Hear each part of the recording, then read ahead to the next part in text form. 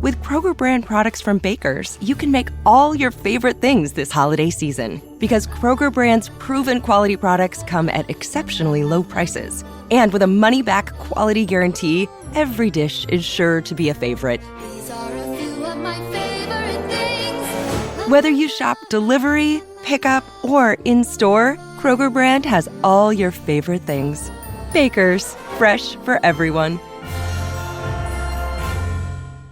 There's never been a better time to find out why BetMGM is the king of sportsbooks. Download the BetMGM app and place a $10 moneyline wager on any NBA playoff game. If either team hits a three-pointer in the game, you'll win $200 in free bets, regardless of your wager's outcome. Just use code LIBERTY200 when you make your first bet. Sign up now and discover BetMGM's daily promotions, boosted odds specials, and more. Download the app or go to BetMGM.com and use code LIBERTY200 to win $200 if either team hits a three in any NBA playoff game. Visit BetMGM.com for terms and conditions. Must be 21 years of age or older to wager. Pennsylvania only. New customer offer. All promotions are subject to qualification and eligibility requirements. Rewards issued as non-withdrawable free bets or site credit. Free bets expire 7 days from issuance. If you or someone you know has a gambling problem, help is available. Call 1-800-GAMBLER in partnership with Hollywood Casino Morgantown.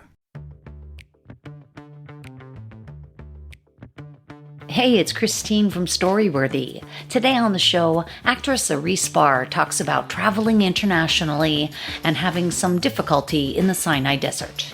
And day one, we're all lounging on the water, and I get my period. Because, of course, why wouldn't you get your period the first day you arrive in the desert with little facilities? But heavy flow, all right? Heavy flow first day. What are you going to do? And I have to change the tampon. Now, I wasn't about to go up. It's noon, it's 1,000 degrees, and I'm not going to schlep up the dune and change a tampon, in that little, whatever it was, facility. So I fling the tampon towards the window. I miss the window. It kersplats into the wall, sticks there before slowly oozing down the wood before landing with a on someone's sleeping bag. Today on the show, actress Reese Bahr tells a really funny story about camping in the Sinai desert during a really difficult time of the month. Stay tuned. Hi, it's Reese Bahr, and you're listening to Storyworthy.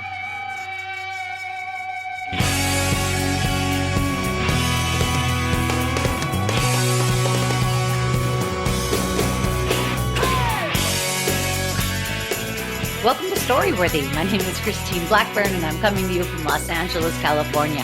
Whether you're a longtime fan of the show or a new fan here in quarantine, welcome to Storyworthy. Now, I hope you guys had a chance to listen to David Wild last week. Did you know David Wild, Reese? I did not. No, I didn't have a chance to listen to it. I'm single parenting a child. It says I'm not familiar. Yeah. Okay. David Wild. He's such an interesting person. He was a rock journalist for Rolling Stone magazine for like 20 years. Oh, nice. But then he's also been a producer for the last, say, 20 years, producing all the Grammy shows, all the award shows. Like he just did the Let's Go Crazy Prince Award show. Nice. And the bottom line is this guy knows everybody. He knows everybody. And last week he told stories about being with Prince. And Prince, he was at one of his concerts with like 200 people. And then the very next week it was just Prince and him and his friend. That's it. Wow. Like he did an hour and a half concert just for him and his friend. Like, Amazing. Yeah, fascinating. And David Wild is always a really, really good person to listen to, you guys. He tells fantastic stories and always of interest. So go back, you guys, listen to David Wild. I will. I'll check it out. Yeah, do. But not today, you guys, because today I'm here with honestly one of the most talented people I know personally. And not only that, one of the most talented people I've ever seen. Reese Bahr is here. Now, she's been here before, I think at least 2 other times, right? I don't recall. I mean, it was a hot minute. It was a while ago. It was a while ago. Well, we're celebrating. I'm celebrating when I say we, I mean me. The royal we. I'm celebrating 10 years in July. Wow. I feel like I was just on at the beginning. It was you and Hannes, right? I mean, Yeah, me and this is what Hannes. I recall. This is before I had a kid, right? I This is think a it long time was ago. like 9 years Yeah. ago. Yeah. So Yeah. you were fantastic telling a story about whitewater Thank you. rafting that still blows my mind. I still think about it too. So It is a wild story. You guys can actually go back in the catalog. You find it anytime if you Google Storyworthy in a Reese Bar, obviously that comes up immediately. That whitewater rafting story. It's just still one of the craziest stories I've ever heard. But anyway, so you're back, and I'm so excited to be with you today. And you bring forth the topic: secret mission in the Sinai Desert. And here's something I know about Reese Bar. Dude, you travel, you are like so international. You're very like cosmopolitan. You have like this awesome feel to you. You know different languages and you're just so interesting. So when you come forth with a secret mission in the Sinai Desert, I know you're talking about the real Sinai Desert. I am. The secret mission, though, don't be expecting like a Mission Impossible, Mossad super intelligence. This is of a much more universal ilk, Okay. at least in terms of women. So Okay. it has to do with, yeah. But I mean, let me know and I will launch in. No, definitely. I want to hear about it. But also, Reese, I follow you, of course, on Instagram and I follow your Twitter and your characters. You have so many wonderful characters in your quiver. Thank you. It's so funny because last night I've been doing these Instagram lives as definitely some characters. And yesterday I did one with my friend Danny Cohen, who's a comic, and he kind of played the straight man. And I came on as this Orthodox Jewish woman. And I don't know if you know, but in New York, there was this whole thing where Mayor de Blasio criticized the Jewish community for attending a funeral. There were like 2,500 people at this funeral. They were violating the quarantine. And then the Hasidic Jews are like, why are you singling us out? Right? There are all these other people violating. So I came on as this woman. Is this Shoshana? No, Shosh is a salty Israeli woman. Okay. This is Shuli. Shuli's an Orthodox woman from Williamsburg and then Crown Heights and then back to Williamsburg and has 16 children.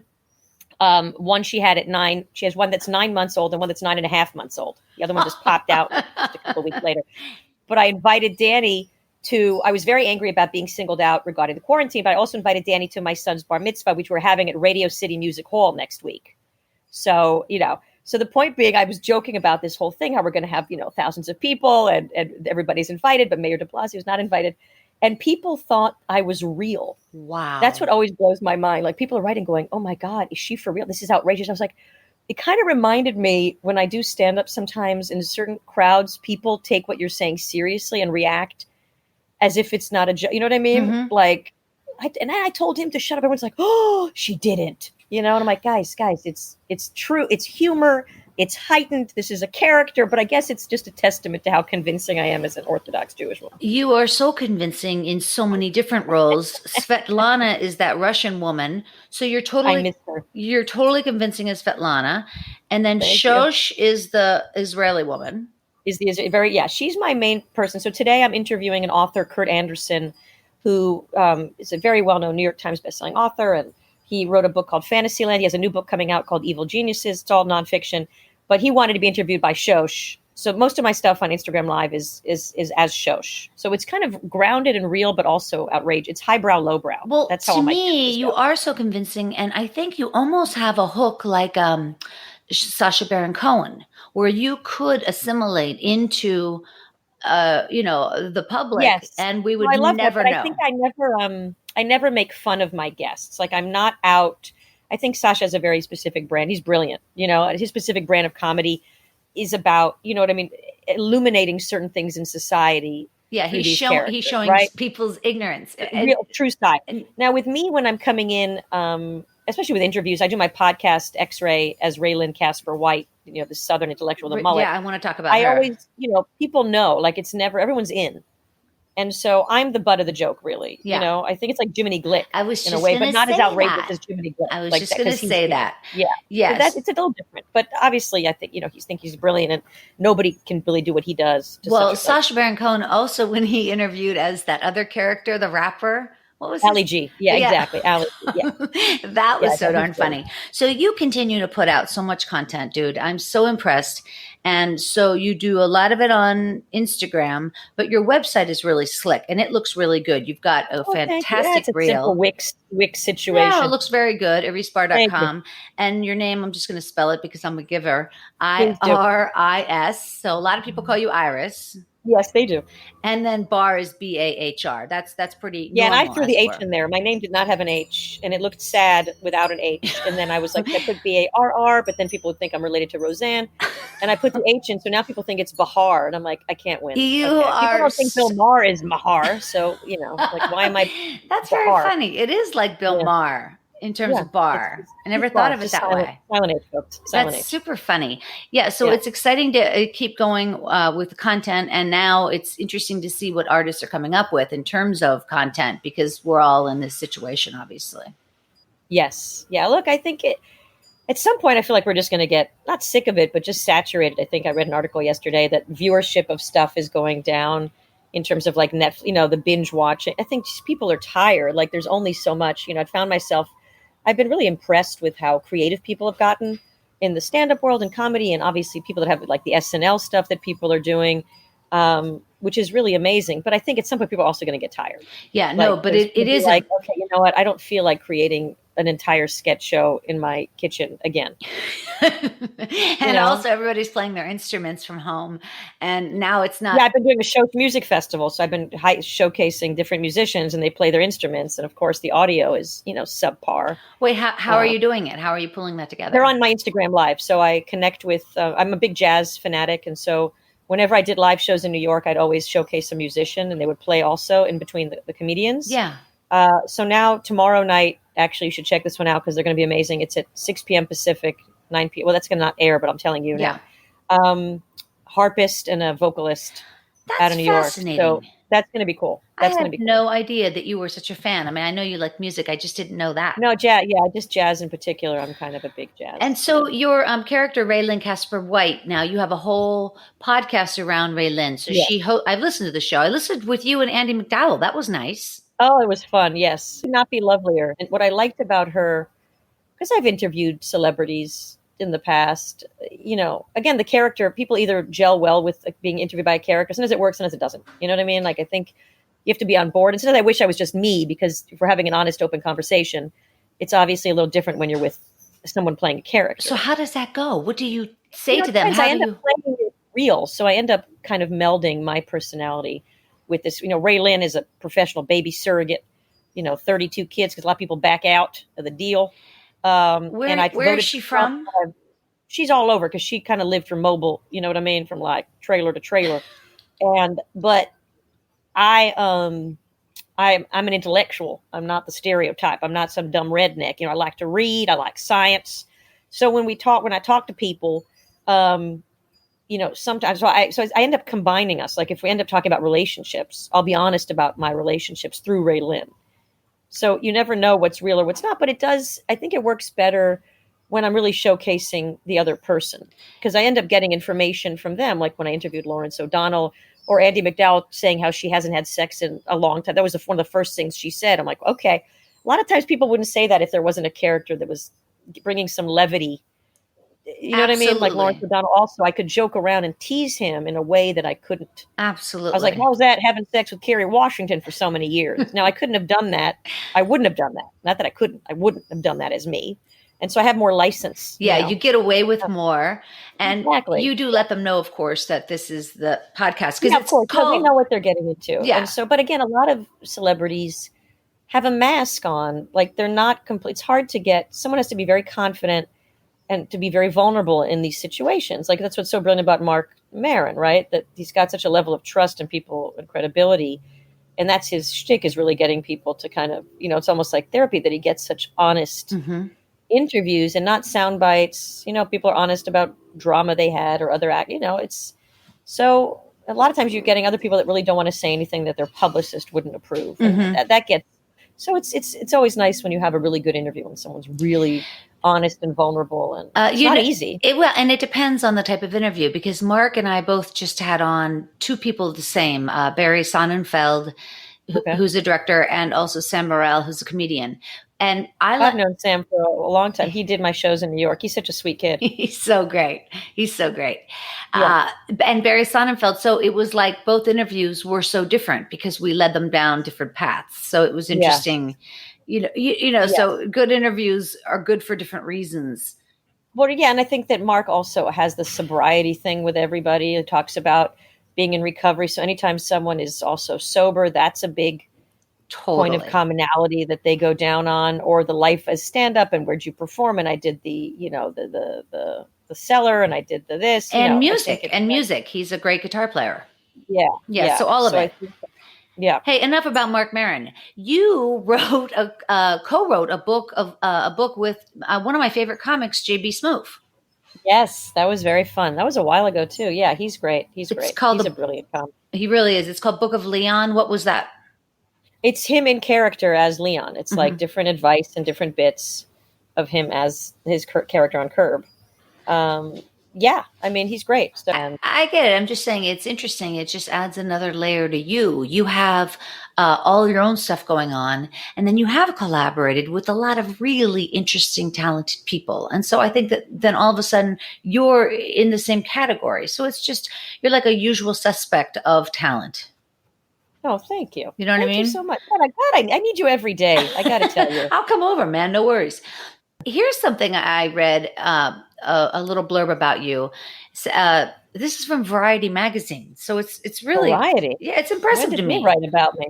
It says Bahr has more voices at her command than a symphony orchestra has strings. That's so lovely, isn't it? Thank you. That was when I did my, I guess it was my second one woman show or my first one. I don't remember. Yeah, you've done 3 or 4. How many? Well, I was supposed to open my fourth one Yeah, 3 weeks ago in New York, and then obviously the show got canceled. So, yeah.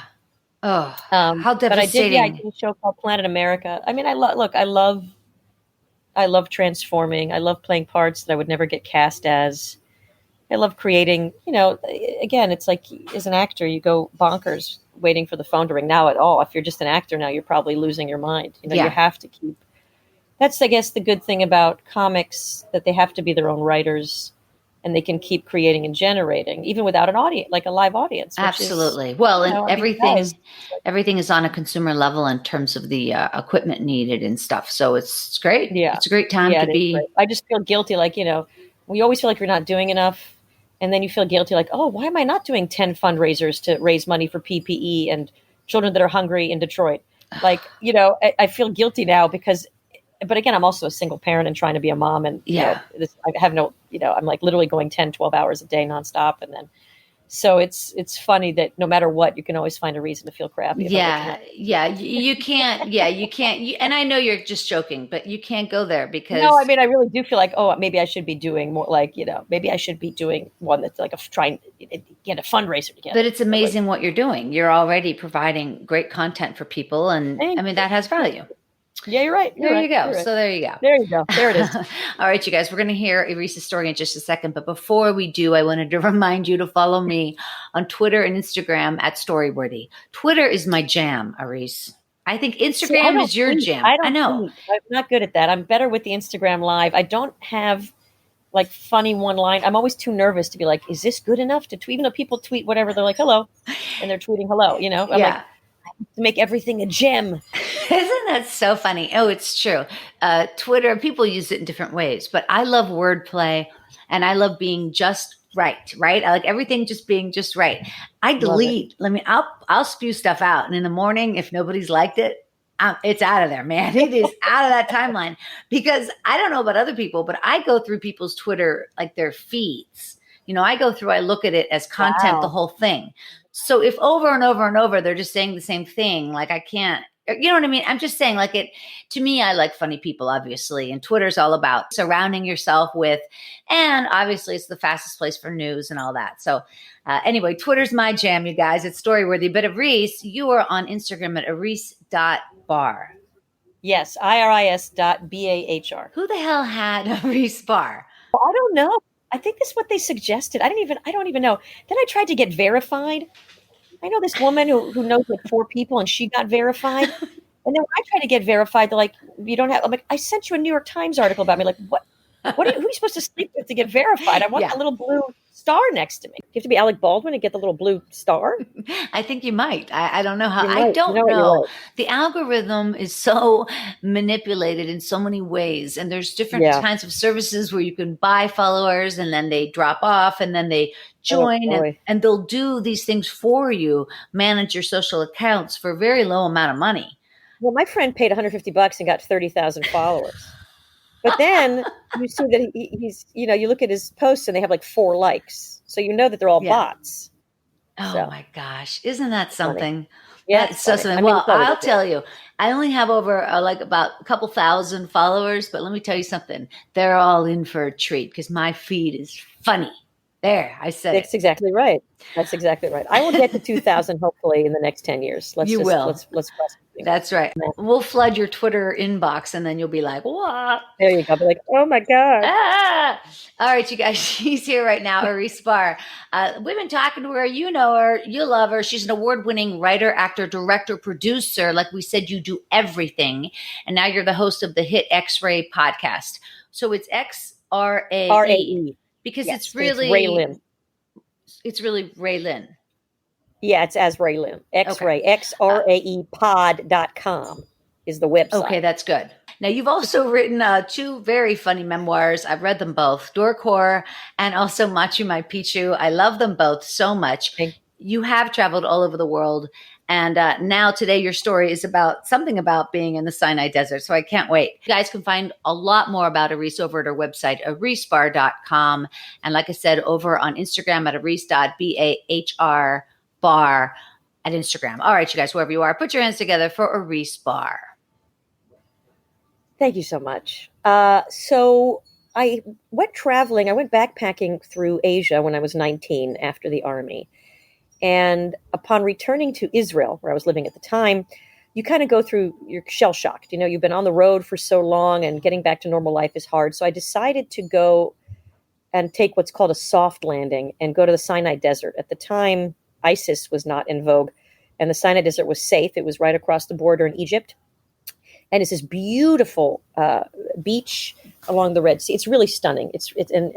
There's nothing there. What you have are these little pockets of sand dunes and Bedouin. A Bedouin lives on the top of a dune, and that's where he's got food and like a little bathroom. And then down the hill are these 3 or 4 very rudimentary wood structures. Now they're kind of odd. They're just kind of just protect you from the shade. So it's this kind of pentagon of plywood. And there's huge cutouts for windows. And you just sleep on there in sleeping bags. And there's like a little roof. And I went down there and there was this Israeli guy that was traveling with me, just as friends. It was completely platonic. So there's no juice there. And then a couple of hot Danish guys. And then this British couple. And it was scorching hot. It's the summertime. It's 1,000 degrees in the desert, as you can imagine. And day one, we're all lounging on the water, and I get my period. Because, of course, why wouldn't you get your period the first day you arrive in the desert with little facilities? Anyway, stick a tampon in, everything's fine. But heavy flow, all right? Heavy flow first day. What are you going to do? And I have to change the tampon. Now, I wasn't about to go up. It's noon. It's 1,000 degrees, and I'm not going to schlep up the dune and change a tampon, in that little, whatever it was, facility near the Bedouin dude. I'm just going to go. I figured I'm going to go back to the little hut and change it there, wrap it up, you know what I mean? And then I'll dispose of it later once it's cooler. Okay. No one's in the hut. So I go to the hut and I have to angle because the huts are not that far from the ocean. It's just like, 50 steps. I have to maneuver myself so nobody can see me through these huge cutout windows. So I'm kind of bending down. Is this like a camping site almost? I mean, this is like for leisure, of course. It's a beautiful place. It's all leisure. It's literally like 3 structures. It's like 10 people. You know what I mean? There's no hardly electricity. Anybody. No, nothing. Where's No, the guy, the Bedouin has like a generator at the top, but there's no. It's literally a plywood hut, and you sleep on sleeping bags. You go up to eat with the Bedouin at top of the dune, and then you come back down. You go to sleep. What's a Bedouin? Bedouin? Yeah. Bedouins are nomads that live all across the desert, all through the Middle East. I did not know that. They are nomadic. They're also sadly disenfranchised, but they're all nomadic, and they usually travel on camels. There's another story where I went to Jordan to do a camel racing documentary with a bunch of Bedouins, but that's another story. But so they just live there. And that's like one of them lives up there, and they give you some halloumi cheese, they feed you, and so that's that situation.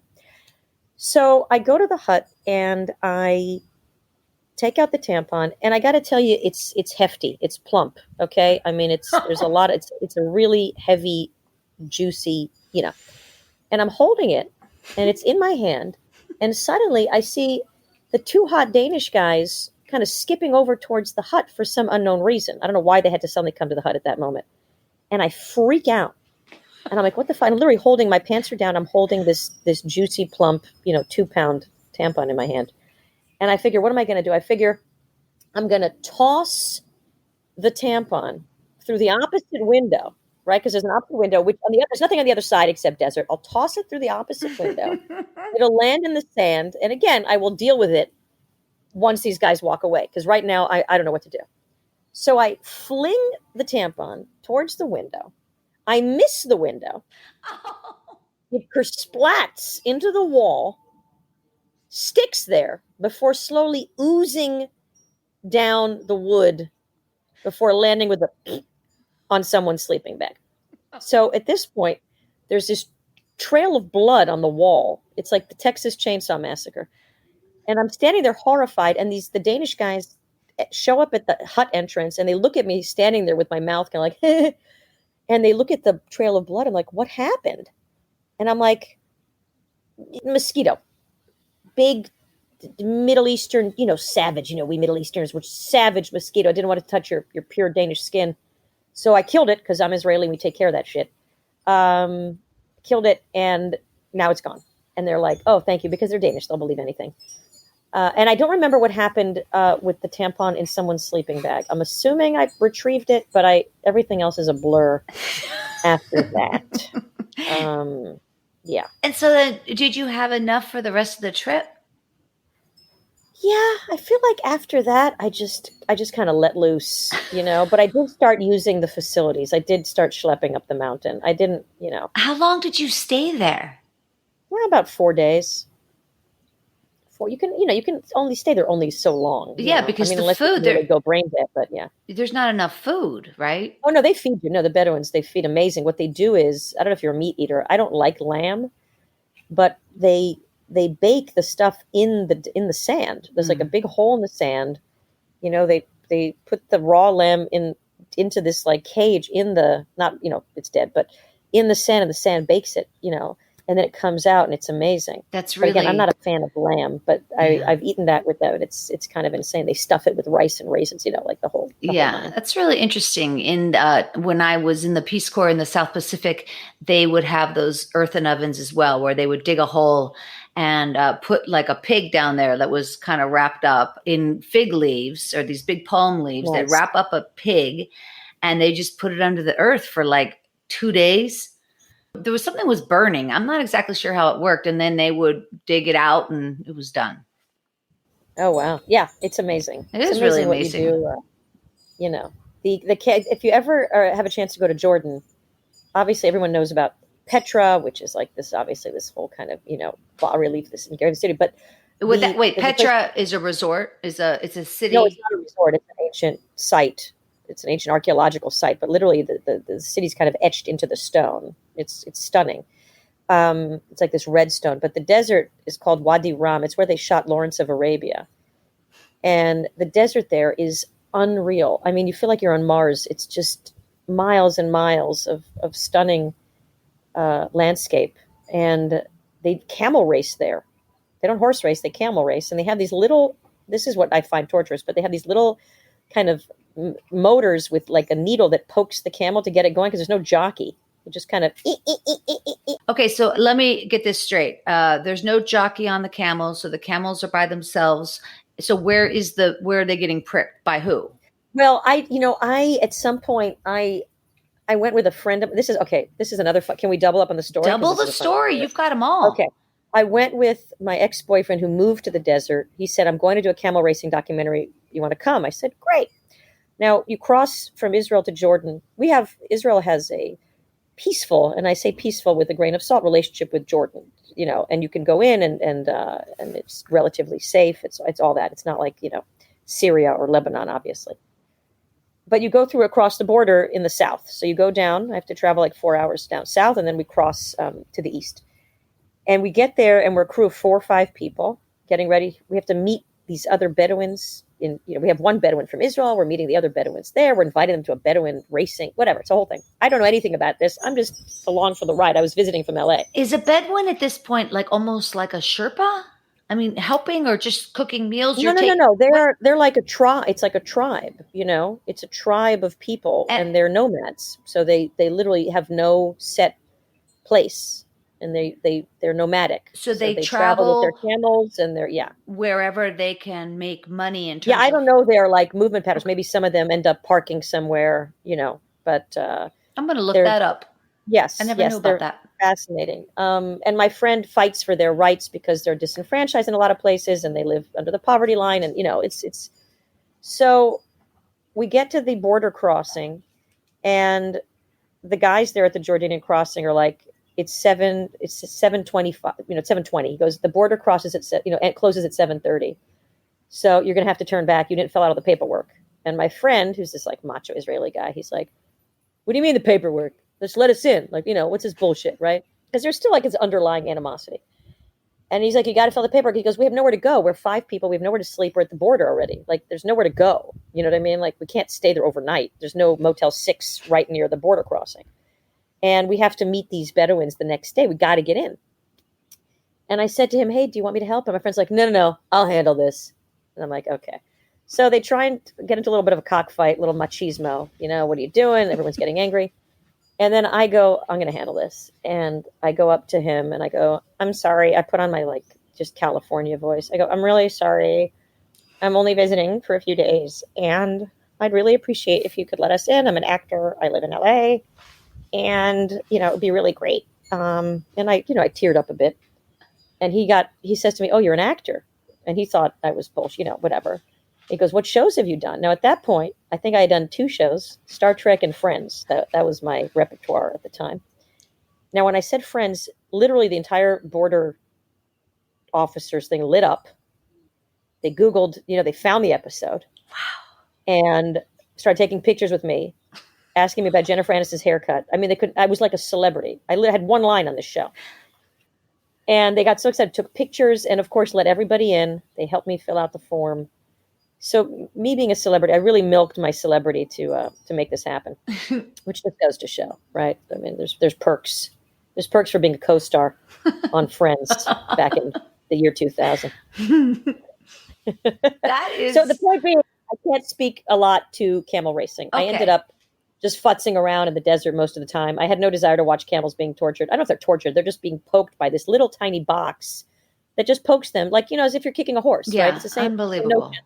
Maybe they do have jockeys when they're doing the official races. Yeah. I don't know. Now, I was in Oman a few years ago, which is pretty random as well. And it is random. And there's a lot of camels there. And camel milk is used for so many remedies. I'm sure you know that. I don't know if they're true or not. Well, they were talking about camel urine to help cancer. Yeah. So they have their whole other thing. Yeah. They do. I mean, camel milk is like we have, cow milk here or goat's milk here. And they drink it over there all the time. And I tasted it and it tasted like almond milk. Really? Is it really? Yeah. It didn't have much of a flavor. And it looks regular. It didn't smell bad or anything. No, seriously. I had like with ice in it. It was all right. I'm sure it's about adjusting. Like I don't mind goat cheese. I'm not a fan of drinking goat milk. Some of them are just too strong or pungent. It's like eating, when I was in New Orleans years ago, filming The Last Exorcism, I tried alligator. Oh, wow. But it was deep fried. So anything deep fried. Yeah, it's like a chicken or something. Yeah, but it was much chewier and harder. So it doesn't have a friendly texture. Like you feel like you're eating alligator. Oh God. When you travel to India or Nepal, they can't slaughter cows. Cows are sacred. So they eat a lot of not buff. Is it what's the difference between bison and buffalo? It's a different animal. I know that, but which one is related to the cow? The bison? I think the buffalo. I think it was buffalo. It's not sacred, so you can eat the buffalo. Yeah. So that's what I'm trying to remember. If I ate either bison or buffalo, they literally had filet mignon from one of those bee animals. I don't recall which one. But this was, again, a bazillion years ago. I've since aged and I have no recollection. Well, no, but it's interesting. I've not traveled as extensively as you have, but I've traveled pretty extensively. But now, since I have my daughter, obviously, Yep. everything It's all is come to a screeching halt. everything has come to a halt. Have you traveled with your son? Yes, I travel a lot with my son. I didn't stop. I took him when he was a baby. I was a little too adventurous because I didn't realize how difficult it would be. I took him to Italy, rented a car, took him to Italy, and then, he fell suddenly, and then I had to find a doctor, and I was alone, and he was, it was too much. I think traveling and internationally and with the car seat, it was a lot for a human.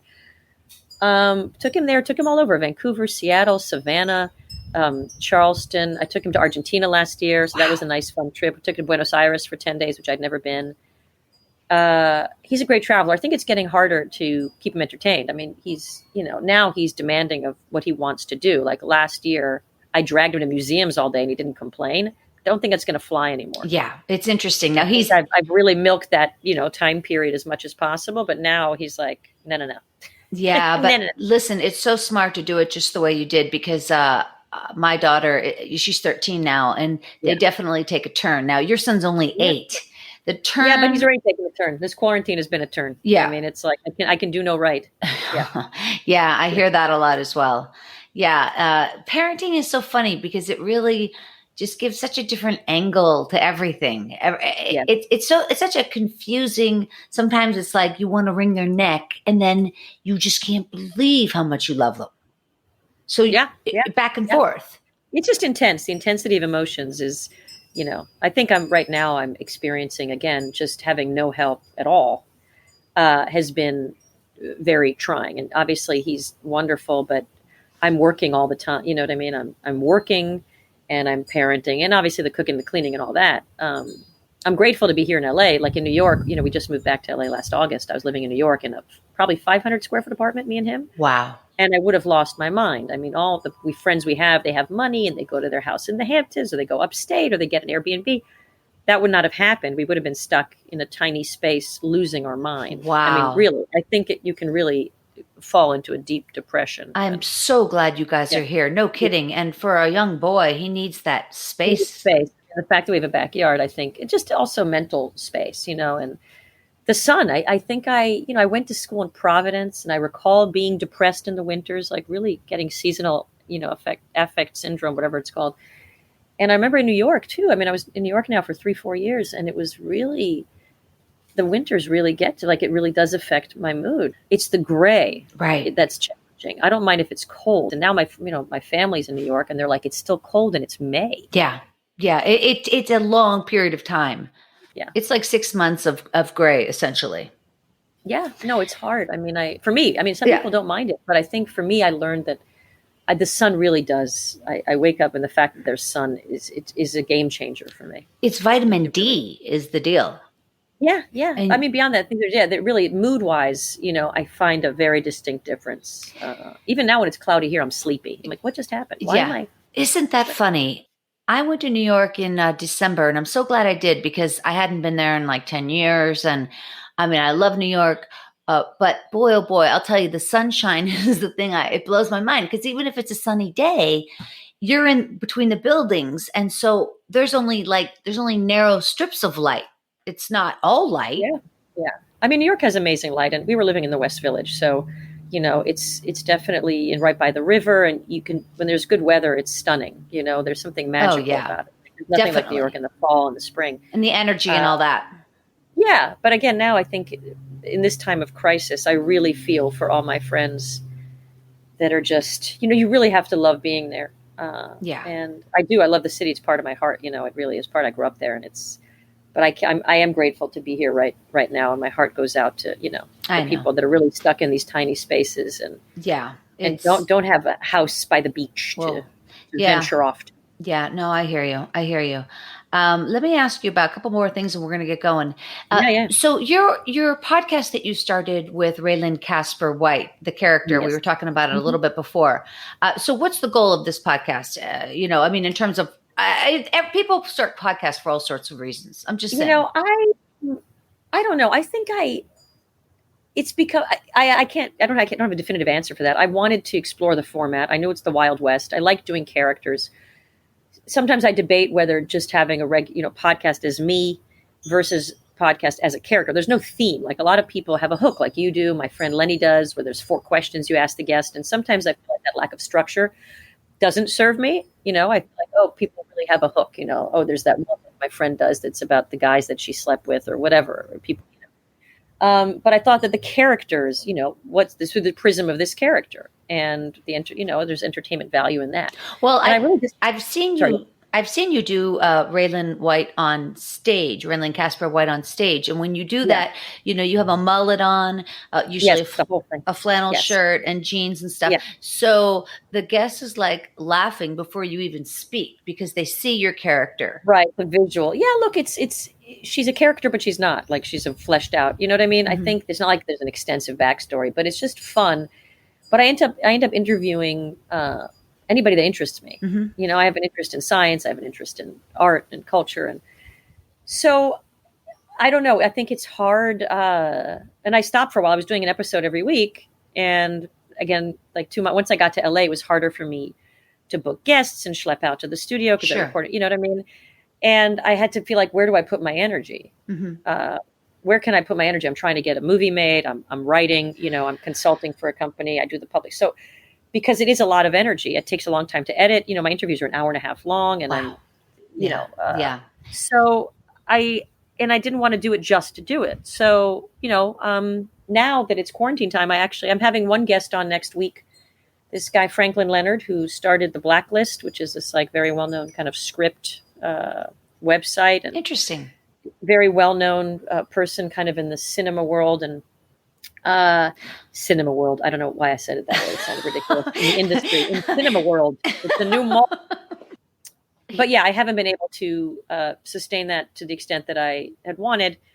But also, it was a choice. I could have put my focus there, but it's so hard you have to do all that promotion around it, and I think it is the Wild West. I think you guys started so long ago. You're able to establish yourselves, but coming in a year ago and being, seen above the fray of the bazillion podcasts. Right. Everybody has one. Yeah. So I do it for the enjoyment, but if it becomes more tedious than enjoyable, then, so now I'm doing my characters on Instagram. I'm just trying to provide smaller bits of snackable. Right. But don't you content. think it's like the totality of someone's talent anyway? It's never one thing and then, oh, wow, you get a big house. It's like you got to do a lot of different projects and have your hands in a lot of different things. I don't know. I think it really depends. I think that, I haven't been doing this two weeks. There's certain people that hit. They had one thing that went viral, and suddenly they had a TV series on Hulu. I don't think that would be the case for me. I think I've always been working and creating, but I'm, some people know me and a lot of people don't. Like the social media thing, I'm definitely not as big a presence. Like I think these days they really care. If you want to sell a show, they literally look at your number of followers. Yeah, it's unbelievable. I want to sell a new book. They're going to look at my number of followers. And if I don't have the 50,000, there's nobody to talk to. Well, you do have a friend that you can buy them from. Yeah, exactly. But again, it's not where I put my energy, but it should be, but I'm not there. I think I spend more time creating than promoting. Yeah, but you have to also live your life. Exactly. No, it's a choice, Right. And again, I pay a price for it, but also it's like, what, as long as I'm putting some content out there, the podcast, I think you want several thousand views a week. I'm like, I can't, it's not happened. Like, it's okay. It's okay. I get 50 people that hear it. I'm like, great. Yeah, okay. sure. But that's, right, fine. Of course. But I'm not going to get sponsorships that way. Yeah, but that's not going to. But it also, again, it gives you another hunk of content. So people look at it and they can always go back to the podcast. It's not like it's gone. You know what I mean? It exists and it's real. 100%. And it's an evergreen show, right? Pretty much. Yeah. Yeah, people come on if they want to promote a book or whatever, but usually it's evergreen. It's comics. And so I had a physicist on, Clifford Johnson. It's the episode right before Andy McDowell. So if you go to the xraepod.com, they have, I think, links to the previous episodes on SoundCloud. Definitely going to listen to that one. Oh, good. It's a good I one. love that. I basically have on all comedians and sometimes Larry King. But that's great. I love that. Yeah, no, I do too. But I am interested in physicists and scientists. And obviously I always want to learn. But like you were saying, every podcast is a little different and this is the format. So I think it's smart. I think it's super smart what you're doing. I think that if I went back again, look, I can always launch another one, but to have more of a a theme or an agenda, give some sort of structure so people know what to expect. Right now, it's kind of such a hodgepodge of people, and Ray Lynn is the factor there. But I'm doing it because I like it. But I think That's if the I best thing, though. was smart, if I was smarter, I find more of a through line or some sort of in. Dude, your energy though comes through. You're obviously so happy doing what you're doing. So it comes you. through in the character, and that's why it's a quality product no matter how many people are watching. It just is. Thank you. I think you do a great job. One more thing I want to talk to you about real quick is just the Curb Your Enthusiasm. It continues to be one of my favorite shows, and I just, finished the 10th season for like the third time through. But you were on one of the funniest curbs ever, and that's when you got caught on a ski lift with Larry, and he wouldn't jump off. Now you were, was it Orthodox Jew or what kind of? Orthodox Jew, yes, and I wasn't allowed to be with a man after sundown. Because you're a single woman. So you say, exactly. Larry. Even definitely as a married woman, but I wasn't allowed to be with a man after sundown. You said you got to jump off because. Yeah, he wasn't jumping, and so I jumped. And so you jumped off. But then later you're like complaining, to. Well, then I get a boob job with some sort of compensatory money. And then I did a little cameo last season when they had that fatwa against Larry, and this guy was interviewing people. And so I was just making some like matzo ball soup. It was a small cameo, but I love that character. It's so fun. So wonderful. And I'm glad he includes you. That just goes to show another person that you work with just totally sees your talent. And that is really what comes through. All right. Well, listen, I'm so happy to see you, Aris. As always, you're just such a funny talent. I love following you on Instagram, and I love seeing all your stuff on websites. So thank you so much again for sharing that with us, because you make me laugh, man. You guys find Aris over there at arisbahr.com, like I said. And also tell her that you liked her story. You better find her at Instagram because she's not on Twitter. So go to Instagram. Follow me on Instagram, iris.bahr. Yay. And thank you, Christine. It's so good to see you. You're the best. All right, you guys, one more time on behalf of the very talented Aris Bahr, thank you again for coming on. I really appreciate it. Thank you. My name is Christine Blackburn, saying, make it a story-worthy week.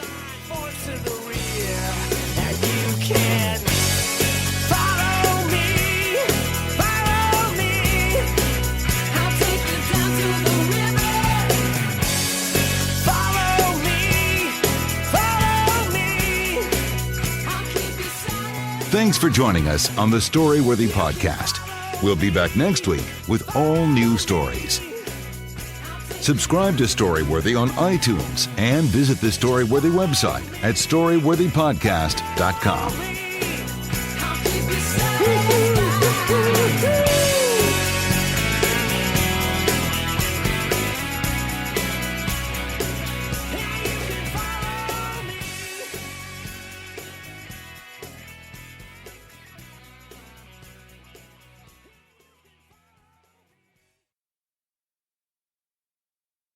Now let's take a short break so I can tell you about an awesome deal at McDonald's. Right now, you can get a crispy or spicy chicken sandwich for just $2 when you order ahead on the app. That's right. You get either one of your favorite chicken sandwiches for just $2. Valid one time per day through June 19th, 2022 at participating McDonald's. Excludes tax. McD app download and registration required. Dad is the smartest guy you know, so give him a gift that's just as smart. Like a battery-powered smart doorbell from Google Nest that lets him see what's happening at his door and answer it from anywhere. The Google Nest doorbell is now on special buy for only $129.99 and works on any home. Find the best and smartest gifts for Dad. Feels like Father's Day at the Home Depot. How doers get more done. Offer valid through June 19th, 2022 at participating U.S. stores and online. Limit 5 per customer. With Kroger brand products from Baker's, you can make all your favorite things this holiday season. Because Kroger brand's proven quality products come at exceptionally low prices. And with a money-back quality guarantee, every dish is sure to be a favorite. These are a few of my favorite things. Whether you shop delivery, pickup, or in-store, Kroger brand has all your favorite things. Baker's, fresh for everyone.